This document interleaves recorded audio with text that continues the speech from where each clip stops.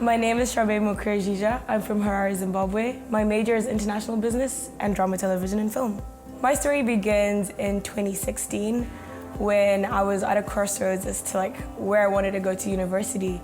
And it got so stressful to the point where I applied to 10 universities randomly and I didn't get into one. But then at the end of the year, my pastor came to me and she was like, Charmaine, what's going on? Why aren't you going to university? And I'm like, you know what, I've just given up on that. I'm probably just gonna work for the rest of my life. And she was like, you know what, when you were singing in the front, God told me that you're going to ORU. And I'm like, what? What's ORU? And she's like, well, that's the university that I went to. And she's like, as soon as you're done with this, go and apply. And literally, I had so many questions in my head, and I'm like, how am I gonna do this? How's it gonna work out? And then I just applied. I obeyed and I applied. And then my application went through, but I did not get any confirmation, anything. Then one day my dad wakes up randomly and he's like, God is telling me we're going to ORU next week. And I'm like, but you don't have a visa, how is that gonna work out?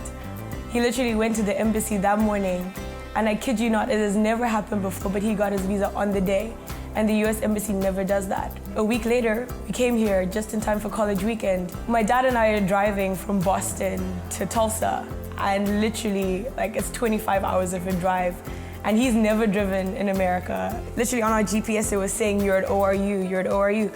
But I was looking around and I'm like, where's the school, where's the school?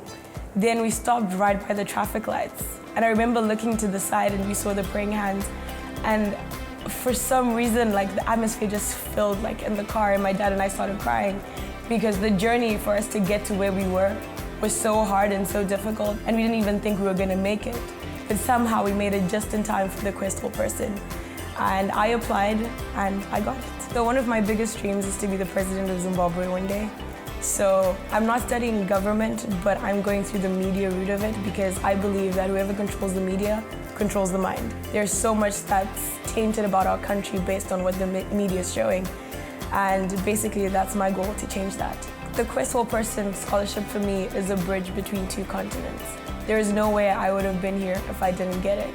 I would say thank you to the people who are donating, because if it wasn't for you, I wouldn't be here. If it wasn't for your contribution, kids all over the world, kids in Africa, kids even here in America would not get an opportunity to come to a university this amazing.